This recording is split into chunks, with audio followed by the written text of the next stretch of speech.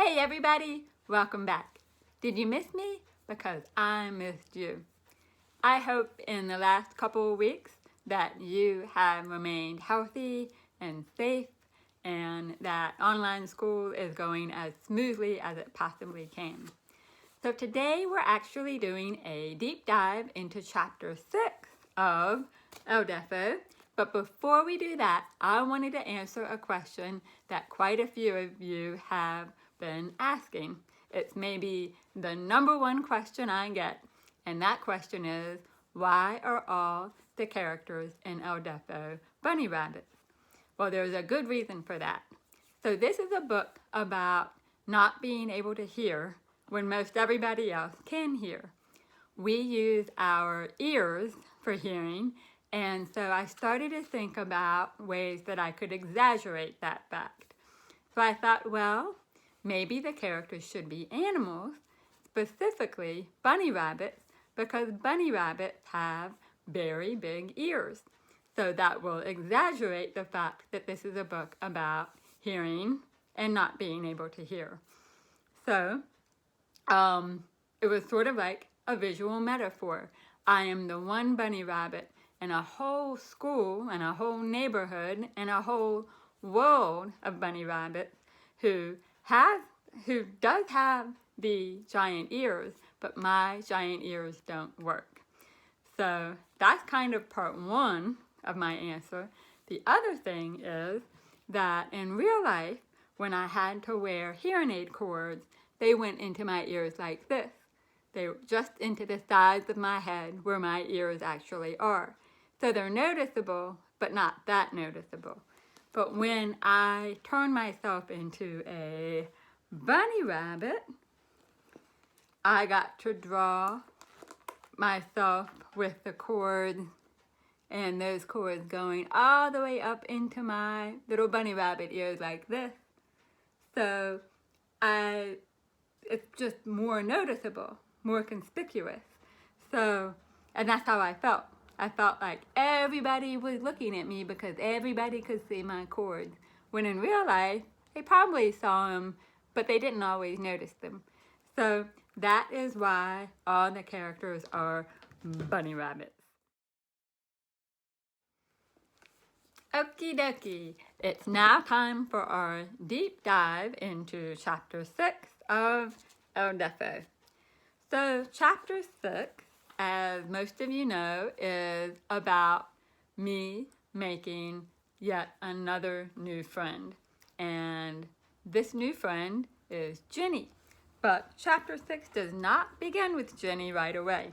It begins with me getting brand new behind the ear hearing aids. So I'm about to start 3rd grade. This is the summer before 3rd grade. And around this time, I got to give up my little box hearing aid with the cords and switch to behind the ear hearing aids.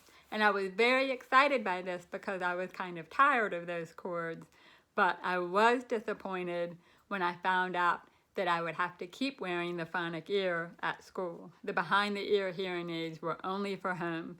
They didn't work with the microphone the way the phonic ear did. So behind the ear hearing aids are the same kind of hearing aid that I use today. You probably remember I've got one in this ear and one in that ear. And right now they don't match because my dog chewed up one of them, which you might remember. But behind the ear hearing aids are really amazing. As a kid, the brand that I used was Oticon. And as an adult, the brand that I use is called Phonak.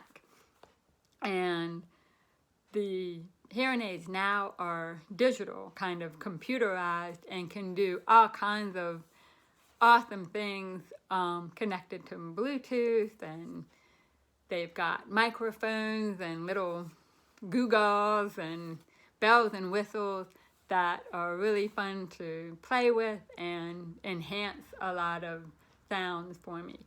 So right now I can't use some of those extras because the hearing aid that I'm wearing in this ear, in place of the hearing aid that got chewed up by my dog,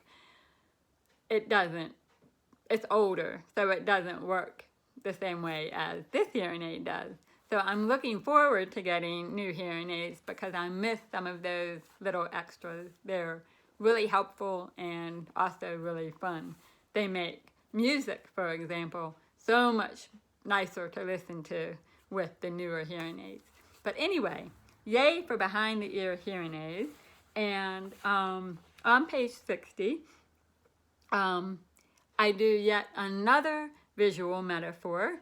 Not only am I a human/rabbit, I am now a human/rabbit/fish. And the metaphor that I'm trying to make here is that Laura is always luring me in with promises of fun and good times, and over again, I would get hooked. Because the truth is, she was very creative and very good at making up fun things to do and fun things to make. And, she was always suggesting that we walk down and get bags of candy. Who can say no to that? And she knew all the words to The Sound of Music and Grease and any other movie musical you can think of. Oh, The Wizard of Oz, she knew all the words, and she taught me all the words to the song. So lots of fun with her in a lot of ways. But the main problem was she was bossy, and she wanted things to go her way all the time, and she would get very upset with you when they didn't go the way she wanted them to. And that hurt.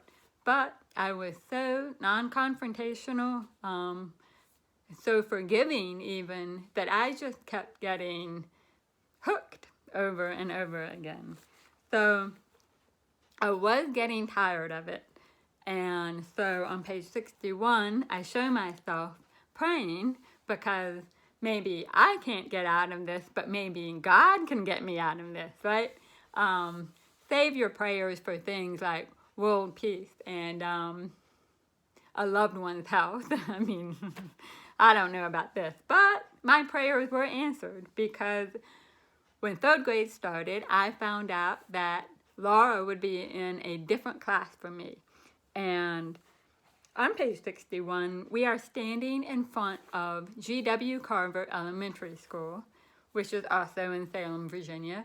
And so first grade was at Academy Street School. Second grade through sixth grade, the whole rest of this book takes place at G.W. Carver Elementary School. And G.W. Carver was a very important person in our history.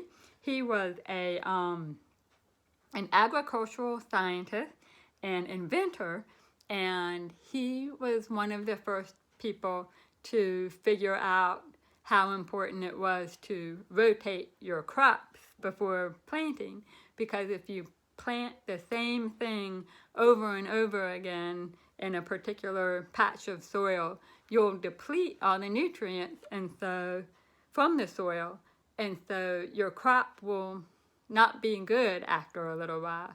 So if you rotate your crops, then everything gets a chance to grow better. So our school was named after him, and he was just an amazing person, especially when you consider that he was born into slavery and managed to come out of that and be educated and everything else. Just an amazing person. So I always got a little thrill that our school was named after somebody that interesting. Anyway, back to school. The problem with God answering my prayer and putting me in one class and Laura in another is that I didn't know anybody in my class. And part of the reason for that is that Laura was so possessive and jealous that I never really got a chance to make other friends. It was just Laura all the time, and that's how she wanted it. So, on page 62, school starts up, everything's going okay, and a few weeks into that year, a new student shows up, And we all know that new student is Ginny. And Ginny is actually a composite of two different friends from my childhood. So she's 85% one person and about 15% the other person. So 85% is based on one particular person whose name, once again, I'm not going to give because I'm really hard on Ginny, I think. And so, kind of like with Laura, we won't mess up the real people's lives by, exposing them. Because remember, this is all from kid me the point of view of kid me, not adult me. Adult me is much more forgiving and kind, I hope. But anyway, so she's 85% one person, like the personality and the appearance and the likes and the dislikes. And that person was a little bit loud and slow.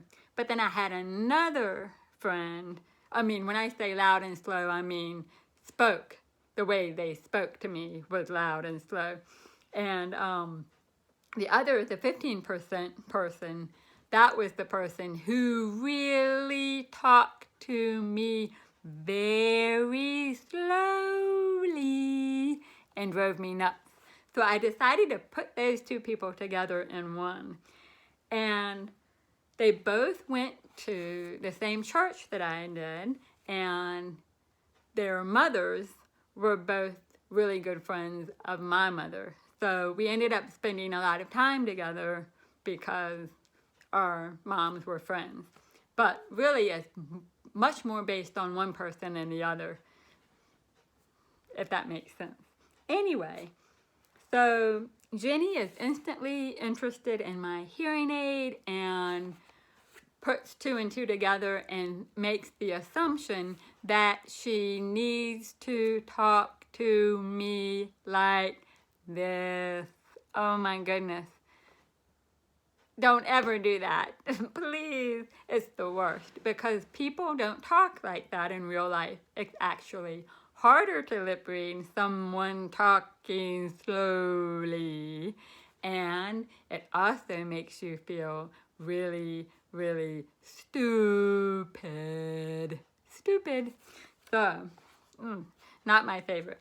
But I don't know Ginny very well yet. On page 63, this scene is kind of made up.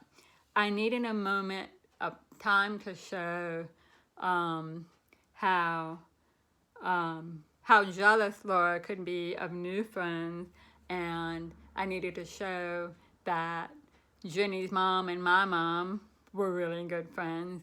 I needed to show all these things. Our friendship probably didn't start exactly like this, but this is pretty accurate of the kinds of things that would happen between me and Laura and Ginny. But anyway, this scene, you get to see the inside of my house a little bit, the hallway and the kitchen, and my house is the house that I grew up in, rather, very old, built around 1900. It's a Victorian house, and my dad especially likes old things and antiques, so it's a pretty neat house. But anyway, we see that Ginny's mom, in the book known as Mrs. Wakely, and my mom are sitting in the kitchen, and they're drinking wine, and they're actually smoking. Oh my goodness. My mom was not a regular smoker. She was what is called a social smoker, and that is if one of her friends was smoking, yeah, she might have a cigarette too.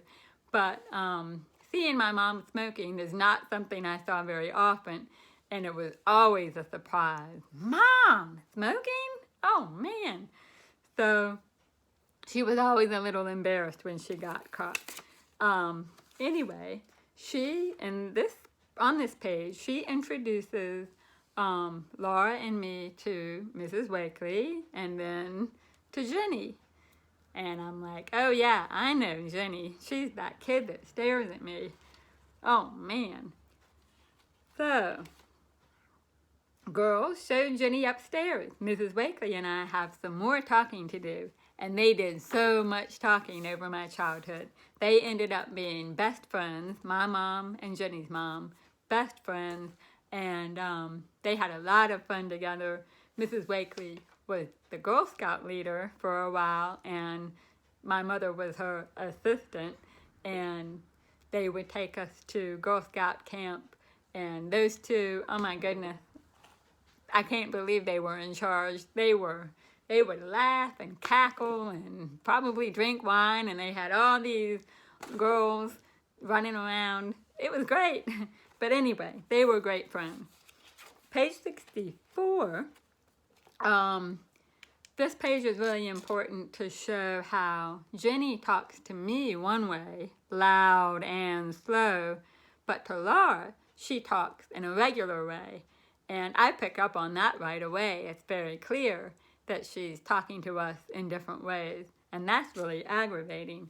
But in spite of that, I find out that Ginny and I have some shared interests.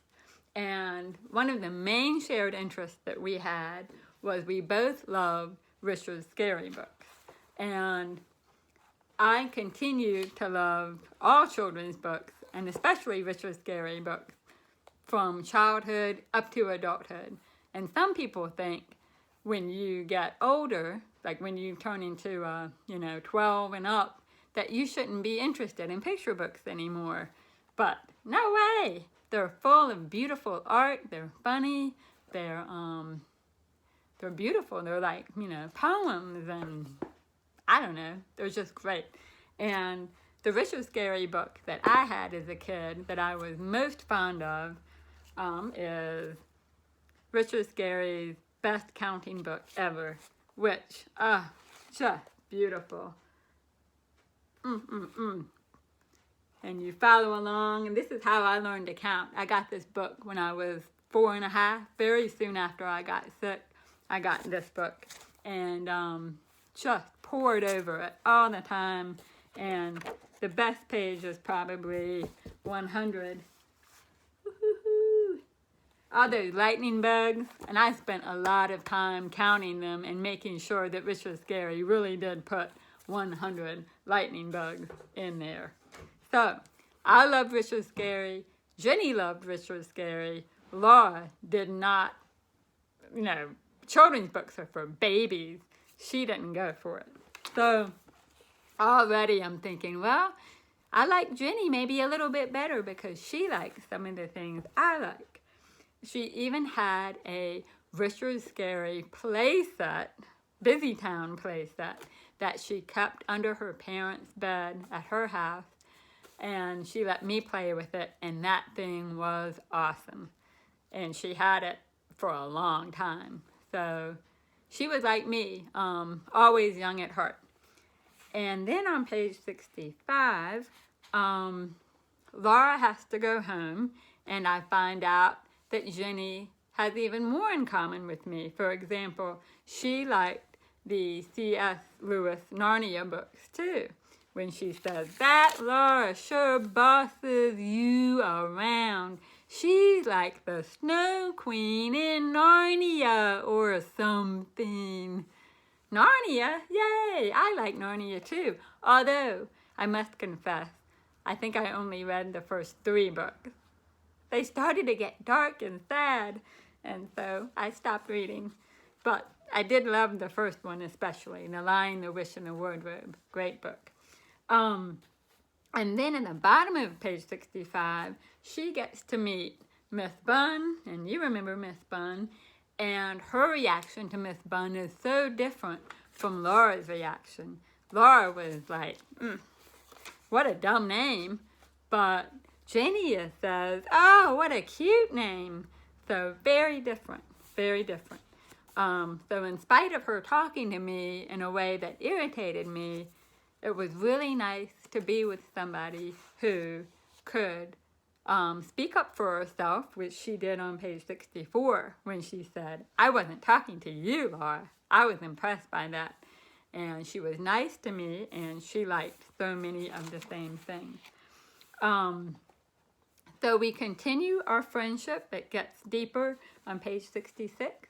And we have so many things in common. She was really funny, and I like being funny. She teaches me how to make armpit farts, which, right? Oh, those are the best. And she and I played with Miss Bun, and we also played with another little animal that Granny Bell made for me. So he would always, they were always in love. Oh, I love you, I love you. Oh, baby, kiss me, kiss me. So we played with stuff like that, and maybe we were too old to be playing with stuffed animals. Laura would have thought so, but we were having a great time. We laughed over this shampoo that's called, gee, your hair smells terrific. If you cover over the word terrific, you get, gee, your hair smells. We thought that was hilarious. I'm not sure that they make that shampoo anymore, but it was pretty popular. We were in Girl Scouts together, and what else did we like that isn't in the book? We both liked the Beatles. Oh, the Beatles. And we liked Muppets. We both liked books and drawing. She was incredible at drawing, way better than I was. And proof of that is there was this big drawing contest in the 3rd grade, and she won 2nd place. Henry Siegel won 1st place. Oh man, Henry won 1st, and Ginny won 2nd place, and I got 3rd, and I was so sad.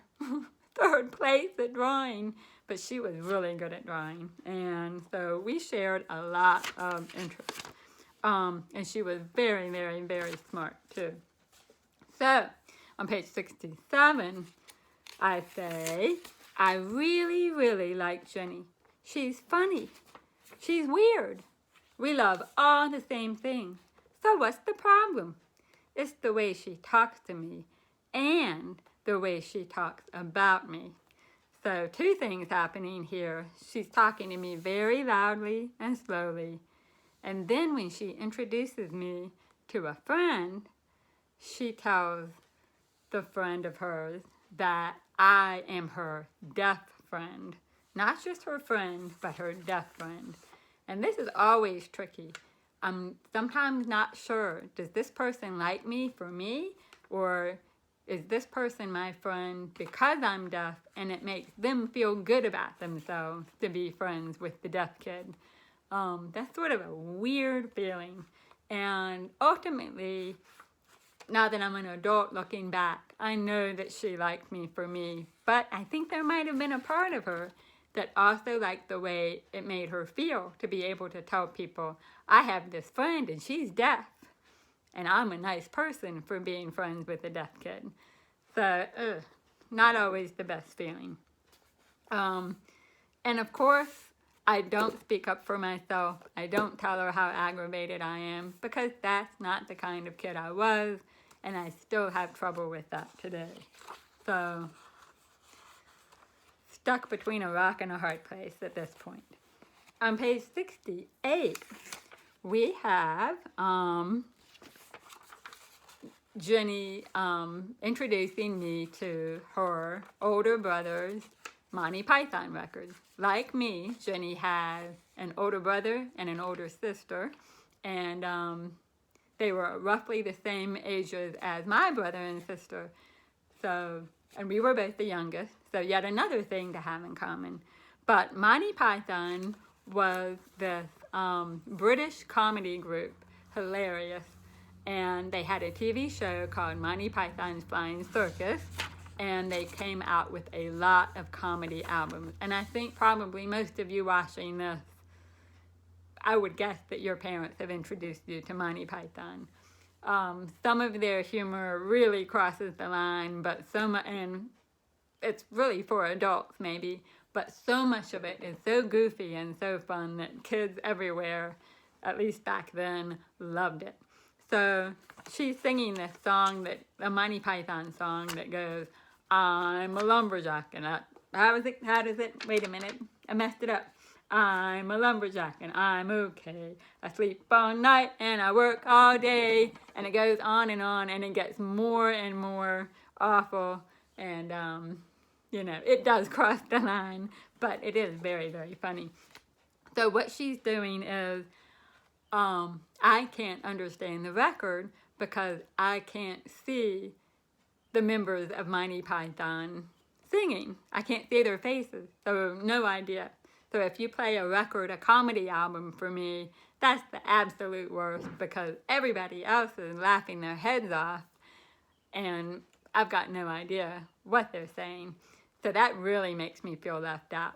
So really, Ginny is trying to help me, but it's also aggravating to get help sometimes, if that makes any sense, because it just points out, it just, what's the word I'm looking for?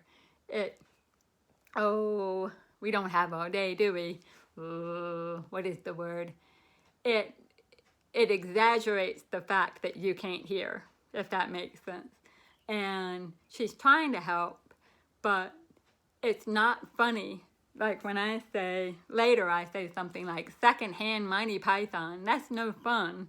You want to be able to hear it in the moment. And when somebody helps you by doing this, in a way it's not helping, it's just aggravating. So I start to get more and more irritated, and by page 69, I am ready for another El Deafo fantasy. What would El Deafo do? What are the things I wish I could say and do in this moment? And at one point, I think to myself, heck, everyone in the whole world can probably hear and understand this stuff.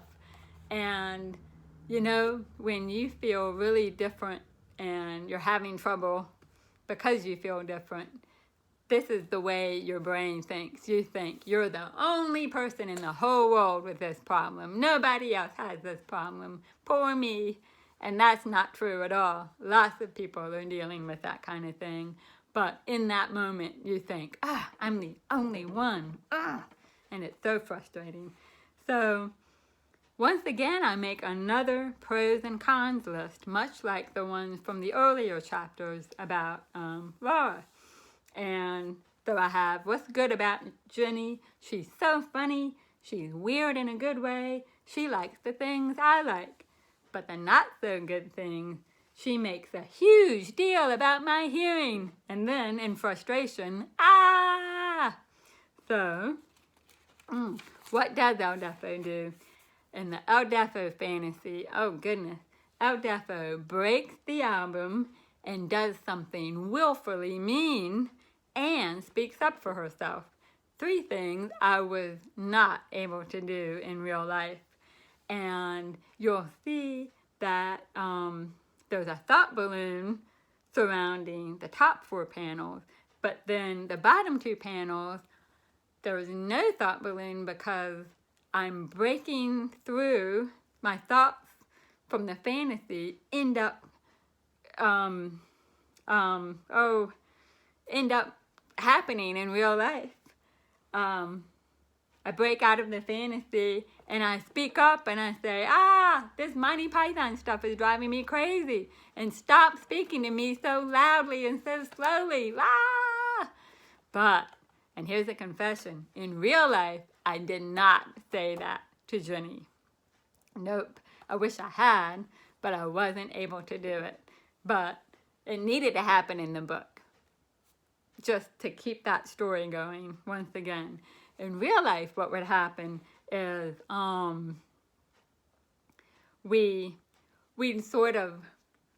would get so frustrated with her that I would just sort of stay away and maybe not go over to her house to play. Or, and she would get frustrated with me too, probably because I was frustrated with her. And she would just sort of, not necessarily ignore me, but maybe I would come to her house with my mom because my mom wanted to see her mom. And I would walk down to her bedroom and say, hey, Ginny, it's me. And she would just sort of, well, I'm reading a book, and close the door and keep reading and leave me to my own devices. So we would do stuff like that, but never directly confront each other with the problems we were having. So I wish in real life that I had told her that, because it would have made things a lot easier. But again, this particular, the real person that Ginny is based on, didn't talk to me as loudly and slowly as the other person that Ginny is based on, but it was still enough to aggravate me from time to time. So, the end of this chapter, we are having some trouble, and Ginny says, you know, maybe you better just go on home. You've hurt my feelings, and I know I hurt her feelings in other ways, and so in some ways what happens here in these last 2 pages does ring true, but it's not exactly literally true. Once again, I'm telling a story, and so you have to bend the truth a little bit to tell the best possible story that you can. So, that, I've been talking so much my throat hurts, but that was chapter 6, and I feel like there's something I'm forgetting. Oh yeah, there's something I am forgetting, and that is that on October 13th, I have a sort of, it's not a sequel, it is a reissue of this book with a slightly different cover, and it's known as Odessa, the Superpowered Edition. And what it is this book, and with an additional whole bunch of pages with old photographs of people from the book, like my family and some of my friends. And what else does it have? It has old documents like hearing tests and notes from my audiologist and pictures of the phonic ear. And it also has reference photos, and it has process photos. In other words, you can see some of the steps I took in order to make the book. And it also has some fan mail in it and all kinds of fun stuff. So a little bit of extra information to supplement your reading experience in the same way that I hope these videos have supplemented your reading experience. So that's coming out on October 13th, and I might mention it from time to time, but I will try not to hit you over the head with it. So anyway, thank you so much for tuning in, and until next time, and next time is all about TV, and I can't wait for next time. It is going to be so much fun to talk to you about TV. I love TV. So I will see you in a week. Thank you so very much for tuning in, and stay safe. Bye.